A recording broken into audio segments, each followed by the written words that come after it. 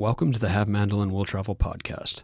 This is You Murdering Ministers, Orlando Shakes's Macbeth. On November 1st, 2024, I went to the Fringe Art Space in downtown Orlando to watch an Orlando Shakes production of Macbeth, starring the UCF third-year Masters of Fine Arts Company. I saw the advertisement for it via some synergistic advertisement by Opera Orlando, who had just put on Verdi's Macbeth. There were only 3 public performances, so I bought a ticket as quickly as I could. It was an interesting minimalist production with some unique staging decisions that made it seem really metaphorical and almost dreamlike at times. I wouldn't go nearly so far as to call it avant-garde, but it definitely had an experimental feel. It was an intimate performance with a small cast in the 130-odd-seat art space. Overall, I thought it was really good, and the acting by the ensemble was solid, and Colby Bell as Macbeth and Lauren Schulke as Lady Macbeth were exceptional. I also thought Jacob Romeo as Macduff and Nathan Almeida as Duncan and others in much smaller roles were very good. This is going to round out my exploration of Macbeth and some of its versions, though I still have some more Shakespeare coming down the pike in the next few months. Part 1. Background. Macbeth is a 1606 play by William... You know what? This is my 4th piece on one of the most famous works in English literature, so I'm just going to breeze past this part. If you want an in-depth discussion of the play, see my earlier episode, Enter 4 Murderers. The Orlando Shakes production was directed by Irwin Appel with assistant director Lorena Cohen, choreographer Christina McCarthy, set costume designer Anne Sheffield, sound designer George Hamra, and fight director Tony Simotes. It starred Colby Bell, Lauren Schulke, Jacob Romeo, Nathan Almeida, Paige Mason, Zachary Racine, Gabrielle Headley, Dominique Marshall, and Tyler Stevens. Part 2. General production stuff. This show was only 80 minutes long and was cut down very skillfully. I'm honestly kind of baffled at how such a short version could manage to feel so complete. At this point, I feel pretty comfortable saying that I know this play really well, and I didn't feel like anything was missing. Hecate was cut, but she basically always gets cut. In the 4 films and 2 live theater versions of the play I've seen, she did not appear. Donald Bate and young Seward, with their whopping 15 lines of total dialogue, were also cut, as well as Seward, 30 lines. Macbeth does fight and wreck an unnamed and silent character in the place where the young Seward confrontation is, but it works just as well being a random soldier. Probably better, actually, given Seward's excision and the smaller scale of this production. This production also made some smart character choices, both in terms of dramatic weight and economy, like making the wounded man who gives Duncan the initial report of the battle Macduff instead of an unnamed sergeant, or having Ross talk to Macduff about the frightening omens of the night of Duncan's murder, rather than to an old man who only appears in that scene. A small cast. There were only 9 actors in this, with everyone except Colby Bell playing multiple speaking roles in a play with around 25 speaking parts. Despite this and the choice to frequently have characters stay on stage rather than exiting and returning, which I'll get to shortly, it was never confusing as to whether someone had changed their characters. The most conspicuous staging decision here was the pervasive presence of what I'll call the murdering ministers. They're just listed as ensemble in the cast list. Recall that in Lady Macbeth's first scene she says, "Come to my woman's breasts and take my milk for gall, you murdering ministers, wherever in your sightless substances you wait on nature's mischief." In this production, actors were dressed in black, and when they weren't playing speaking parts, they pulled black masks over their faces. These masks didn't have eye or mouth openings, looking more like black stockings, which was honestly kind of unsettling. The black masked characters were frequently on stage in the background, but came forward to envelop characters from time to time, like with Macbeth as he contemplated murder. No character reacts to or speaks to them, so the metaphysics of all this is up for debate, but it very much felt like they were a manifestation of the worst angels of our nature and the darker impulses that seek to consume us, i.e., the murdering ministers that Lady Macbeth invoked. They even tangled together to become Macbeth's throne, which was a nice touch as it maintained the show's minimalism regarding props and set pieces, and also was an evocative metaphor. Macbeth sits on a throne made of his murdering ministers. In Act 4, the witches do interact with 3 of the ministers, who at first represent whatever the witches are making in their cauldron, and then they are later unmasked to become the apparitions that speak to Macbeth, but I'm not sure how metaphorical this is supposed to be. The murdering ministers being servants of the witches is also, I think, a valid read, if maybe a kind of an overly literal one. Either way, I like the murdering ministers and the dislocating ambiguity of it all. The murdering ministers added some ambiguity to the end as well. During Macbeth's final duel to Macduff, they lined up in the back of the stage and creepily twitched and contorted, J-horror style. And during Malcolm's play-closing victory speech, they gathered around him and repeated the pong that they did with Macbeth at the beginning. Their prominence in both of these theoretically triumphant moments of good overcoming evil is troubling and visually suggests the inevitable cycle of violence subtextually present in the play itself, and often explicitly present in productions. Of the films I watched, Macbeth 2015 and Macbeth 1971 were the most explicit about this deeply pessimistic idea. Transitions.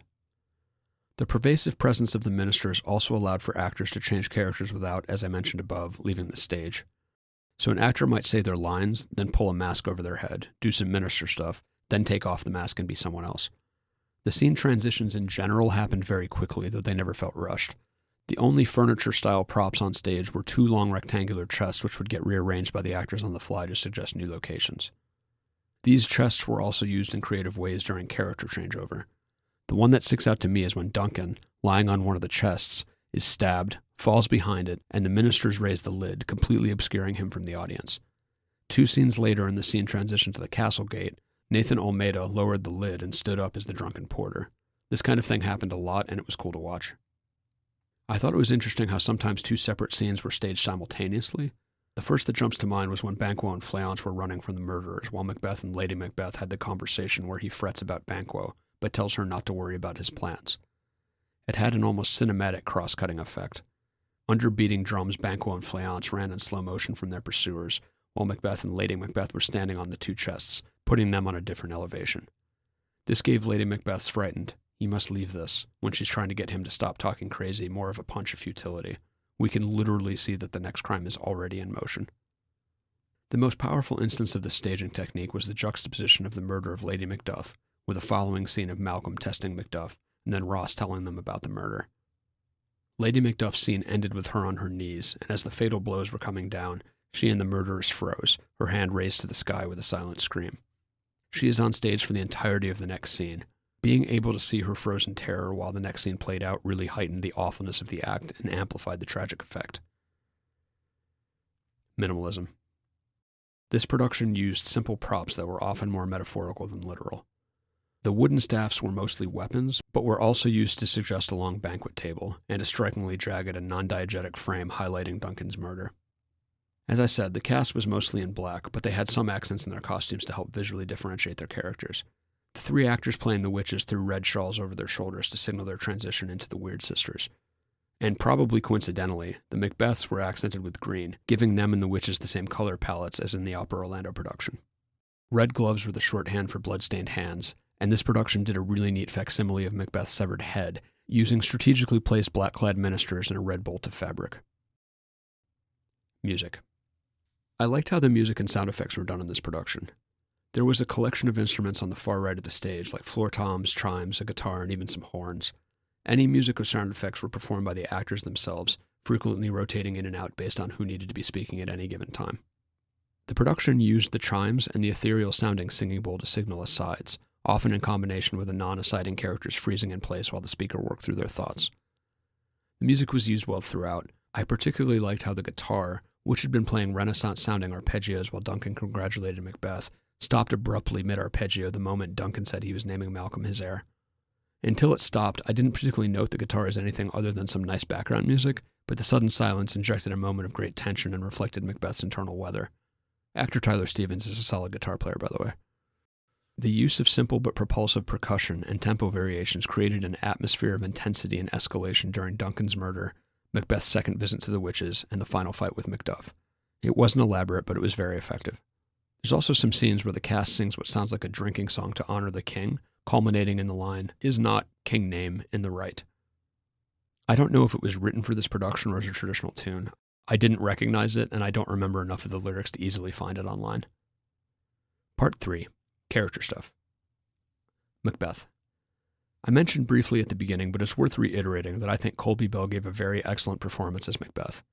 Early on, he captured the nervous energy of a man at war with himself over something he really does want to do, and he really sold Macbeth's escalation into boiling, nihilistic anger. I like that despite how much of a wreck Macbeth was right after the murder, Bell didn't oversell it. He was twitchy and barely holding it together, but he threaded the needle in showing his mental state to the audience, but not going so big that the other characters would definitely have noticed. He had a lot of really good line reads, and you could see Macbeth's wheels turning even when he wasn't revealing his thoughts in an aside. 2 standouts for me are when he saw Macduff after Duncan's murder and his last conversation with Banquo.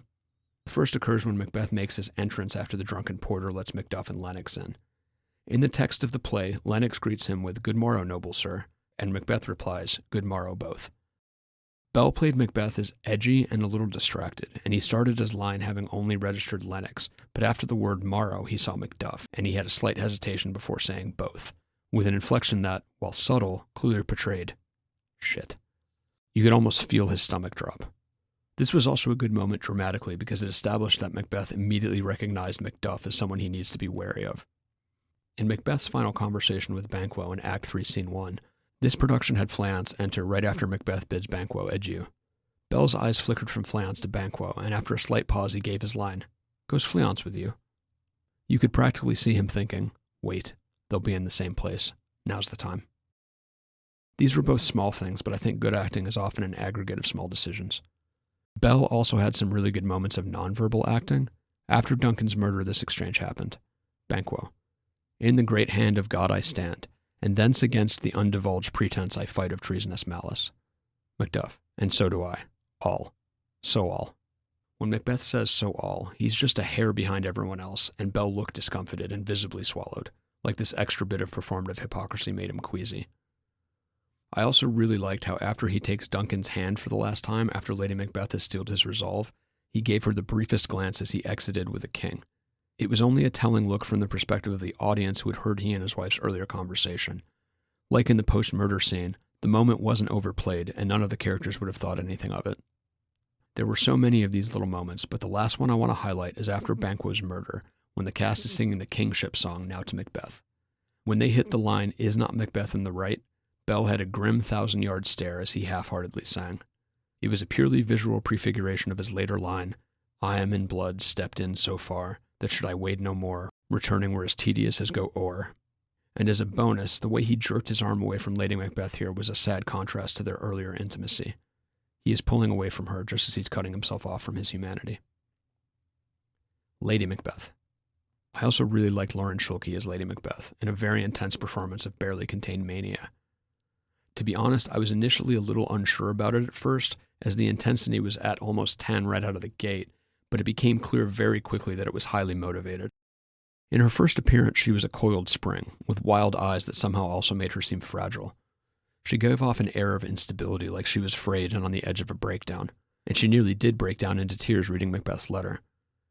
During the Milk of Human Kindness monologue, though, there was a moment when she gathered up the bottom of her dress and cradled it against a now stricken face, and it clicked. She's grieving the loss of an infant, and a recent one. This small moment reframed her barely holding it together performance as a manifestation of terrible grief. Grief comes up again later, after Macbeth says, "We will proceed no further in this business." She harangues him and then says this, "I have given suck and know how tender 'tis to love the babe that milks me." They were embracing, and as soon as she said, "I have given suck," Macbeth's head shot up and he looked at her with immense compassion before kissing her on the head while she finished her line. He thinks she's reliving the loss and he's trying to comfort her, which makes her famously horrific following lines even more horrific. "I would, while it was smiling in my face, have plucked the nipple from his boneless gums and dashed the brains out, had I so sworn as you have done to this." Macbeth reacted with complete shock and horror, amplified by the contrast of what he thought she was saying with where she was actually going. Her grief gave a different cast to her feeling of betrayal at Macbeth's change of heart. It was like an, "I can't take one more thing going wrong, one more thing I've hoped for being suddenly taken from me." I also liked how Schulke played the aftermath of Duncan's murder. Her mania, as it started to spill over her facade of control, was both convincing and recognizably of the same stuff as her earlier sublimated frenzy. I found the scene where Macbeth and Lady Macbeth, covered in blood, hear the knocking on the castle gate almost unbearably tense on the strength of Schulke's performance. An instance of good nonverbal acting from Lady Macbeth was during Macbeth's speech justifying why he summarily executed Duncan's servants. When he started, she had a trembling, nervous energy, and it kind of read as if she wasn't sure if he was going to be able to sell it, and her swoon, where her eyes stayed open the entire time, felt like a misdirection. It happened right as Macbeth was getting histrionic, and I think he even grabbed one of the onlookers, so it seemed to me like she was afraid he was overselling it and decided to create a distraction. I thought overall Schulke gave a powerful and compelling performance. Schulke also played the minor role of Satan, the servant who tells Macbeth that his wife is dead. It was a nice touch, and I liked how in the aftermath of this news, when Macbeth is giving his out brief candle speech, she slowly let down her hair, like maybe Macbeth was seeing his wife in his mind. Macduff and Duncan et al. As I said in the opening, I also thought Jacob Romeo as Macduff gave a really good performance. The obvious standout scene for Romeo is when Macduff hears his family has been murdered. It would probably be tempting to go really huge and over the top in this moment, but he didn't, and the scene was all the better for it. This is more of a production thing, but I also like that Romeo also played the apparition that warns Macbeth to beware Macduff. An honorable mention to Nathan Almeida as Duncan, Porter, Doctor, Murderer, who was really good in all 4 roles, but particularly as Duncan. Part 4. Sidebar. What the fuck, audience? This little diversion isn't really about the production, but it is about the audience. There were a few spots where some of the audience chuckled or laughed at really strange things. Like after Macbeth said regarding Duncan's framed servants, "Oh, yet I do repent me of my fury that I did kill them," and a surprised Macduff says, "Wherefore did you so?" A not insignificant part of the audience laughed. This was a tense moment and was not even remotely played as a joke. This happened several times, and I really don't have any idea what they were laughing at.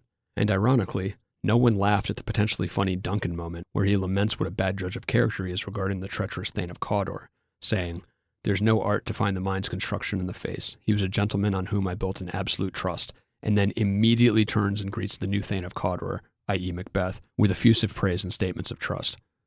Admittedly, it was not particularly framed as a joke, but at least it's kind of grimly funny. There were also laughs when Macbeth returned to the stage after the murder wearing bright red gloves to represent his bloody hands. In a real-world sense, it was a little bit odd-looking, but in a minimalist performance, it totally worked, and it sort of irked me that the chuckles broke the mood in another intense moment. Like, we've already accepted that quarterstaffs can double as banquet tables, and that Gabriella Headley is Ross until she puts on a red shawl, at which point she's the first witch, so it's not like literalism and realism is a priority here. It honestly really annoyed me when it happened at an odd time in the sleepwalking scene, which I think did a real disservice to Lauren Schulke's impressive performance. Like, dipshits, this is not a funny scene. I've encountered stuff like this before, where an audience will chuckle knowingly at a famous line they recognize, even if in the context of the drama a laugh doesn't make sense. I realize that it can be hard to engage with something really well known like to be or not to be, which out of context is now a cliche, but I wish people would make more of an effort to meet the material and the performances on their own terms. Part 5. Gallimaufry. I liked the ambiguity in the opening fight, an event not in the playtext. At first I just assumed it was Cawdor's rebellion being put down, but all the black-clad figures immediately pulling their minister masks on, and the absence of Macbeth and Banquo made me think it was also metaphorically gesturing at the innate violence in men. During the fight there was no indication of who was who, or which side the identically dressed combatants were on. It doesn't matter, the violence is all, and these murdering ministers' ominous presence at the end with Malcolm reinforced this. There was a neat staging decision in Act 1, Scene 3 where Macbeth and Banquo encounter the witches. Macbeth and Banquo looked out at the audience, and so did the witches. They never looked directly at each other on stage, though they obviously diegetically were looking at each other. This gave them a sense of metaphorical distance and allowed the audience to have a full view of the actors' facial performances. I liked Macduff's entrance amidst pounding drums at the beginning where, in place of the wounded sergeant, he runs to tell Duncan about the battle. Romeo was running in place, but it didn't look strange or silly, and it really gave the impression that he was covering a lot of ground.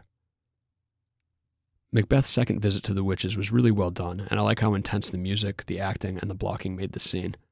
It definitely did not look like happy fun times for Macbeth, and I especially liked how after he heard the "no man of woman bored" prophecy and was feeling pretty good about himself, the witches slammed him down onto one of the chests, and the third apparition, the witches, and the ministers loomed threateningly over him.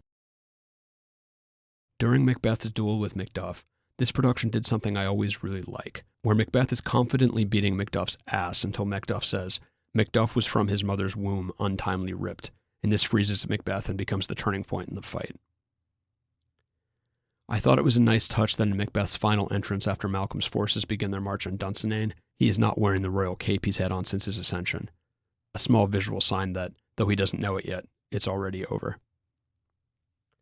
Though it didn't last long, I liked that before the play started, the only things on stage were the two chests next to each other, with the wooden staffs jutting out at angles that made it look a bit like a jagged crown. I liked at the start of Act 2 when Macbeth had a playful moment with Fleance.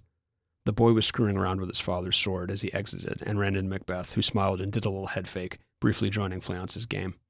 This is before Macbeth has killed Duncan, and it was a nice way to show that he and Fleance know each other and seem fond of each other. It makes his later ordering of Fleance's murder more awful. Part 6. Conclusion. I really liked this, and I was thinking about it for a while after I left the theater. Hats off to everyone involved, except the weirdos in the audience who laughed at inappropriate times. This looks to be it for me on Macbeth Media, at least until some other interesting version catches my fancy. And so, Macbeth's knell is knolled. Originally published November 8th, 2024.